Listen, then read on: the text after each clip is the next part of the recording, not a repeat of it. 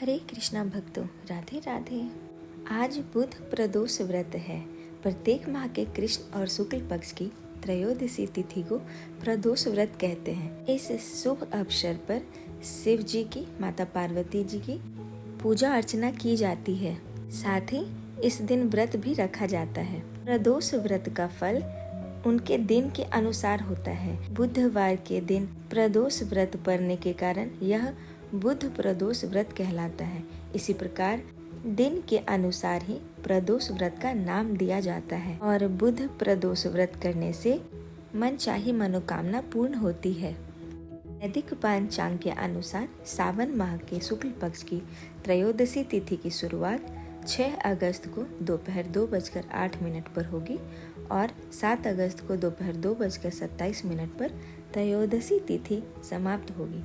त्रयोदशी तिथि पर अर्थात प्रदोष व्रत में संध्या काल में भगवान शिव जी की, माता पार्वती जी की पूजा अर्चना की जाती है, जिसके कारण 6 अगस्त को ही बुध प्रदोष व्रत मनाया जाएगा। के शुक्ल पक्ष की त्रयोदशी तिथि पर शिव वास का योग भी बन रहा है।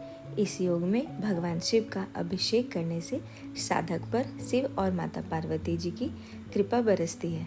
उनकी कृपा से साधक को वांछित फल की प्राप्ति होती है और साथ ही साधक के जीवन में व्याप्त हर परेशानी दूर हो जाती है। हर माह की त्रयोदशी तिथि को प्रदोष तिथि का व्रत किया जाता है। यह व्रत प्रदोष व्रत कहलाता है और यह भगवान शिव जी को समर्पित होता है। शिव जी की, माता पार्वती की विशेष कृपा पाने के लिए इस दिन साधक प्रदोष व्रत की कथा का श्रवण करते हैं और प्रदोष व्रत को करते हैं। बुध प्रदोष व्रत की कथा सुनने और कहने मात्र से ही साधक के सभी पाप दूर हो जाते हैं और जीवन में सब मंगल होता है। साधक के जीवन में सुख, समृद्धि और आरोग्य की प्राप्ति होती है और मोक्ष की कामना करने पर, भगवत प्राप्ति की कामना करने पर वो भी पूर्ण होती है। साथ ही भगवान शिव जी की, माता पार्वती की विशेष आशीर्वाद प्राप्त होती है। तो आइए अब हम बुध प्रदोष व्रत कथा का श्रवण करते हैं। पौराणिक कथा के अनुसार एक पुरुष की नई शादी हुई थी और गौने के बाद दूसरी बार पत्नी को लाने के लिए वो ससुराल पहुंचा।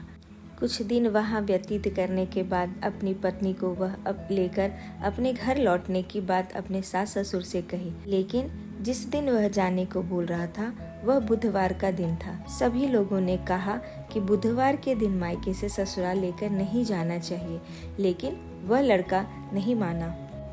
तब लड़की के माता पिता विवश होकर लड़की को उसके साथ विदा कर दिए। पति पत्नी दोनों अपने ससुराल के लिए चल दिए। नगर से बाहर निकलते ही पत्नी को प्यास लगी और पति से कहा कि उसको पानी पीना है। तब उसका पति उसे वहीं पर बिठाकर पानी की खोज में निकल पड़ा और कुछ देर बाद जब वह पानी लेकर अपनी पत्नी के पास पहुंचा, उसने देखा कि उसकी पत्नी किसी पराये पुरुष के साथ लोटे से पानी पी रही थी और हंस कर बातें कर रही थी। उसे देखकर उसे बहुत क्रोध आया, पर जब वह निकट गया तब उसने देखा कि उस पुरुष का चेहरा हूबहू उसी के जैसा था। देखकर उसे आश्चर्य का कोई ठिकाना नहीं रहा और बहुत क्रोध भी आ रहा था, क्योंकि उस आदमी की सूरत बिल्कुल उसी की भांति थी। तब क्रोध से भरकर वह पुरुष उस दूसरे अपनी हमशक्ल सूरत वाले पुरुष से लड़ाई झगड़ा करने लग गया। ये देखकर उसकी पत्नी भी सोच में पड़ गई। ये दोनों पुरुष आपस में लड़ने झगड़ने लग गए। तभी वहाँ पर आसपास की भीड़ इकट्ठा हो गई। उनमें से एक सिपाही भी वहाँ पर आ पहुँचा। दोनों पुरुष की सूरत एक जैसी देखकर वे सभी आश्चर्य में पड़ गए। उन्होंने झगड़े की वजह जानकर उस स्त्री से पूछा कि अब वे ही बताए कि उसका पति कौन है, परंतु दोनों पुरुष की सूरत एक जैसी होने के कारण वे पत्नी भी पहचान नहीं पा रही थी कि उसका पति कौन है। यह सब देखकर वह पुरुष मन ही मन शंकर भगवान जी से प्रार्थना करने लग गया कि हे भगवान, हमारी रक्षा करें। हमसे बहुत बड़ी भूल हुई कि मैंने सास ससुर की बातें नहीं मानी और बुधवार के दिन पत्नी को विदा करा लिया। मैं भविष्य में ऐसा कदापि नहीं करूँगा। कृपया हमारी रक्षा करें। और जैसे ही उसकी प्रार्थना पूरी हुई तभी शिव जी का आशीर्वाद उसे मिला और वह दूसरा पुरुष अंतर्ध्यान हो गया।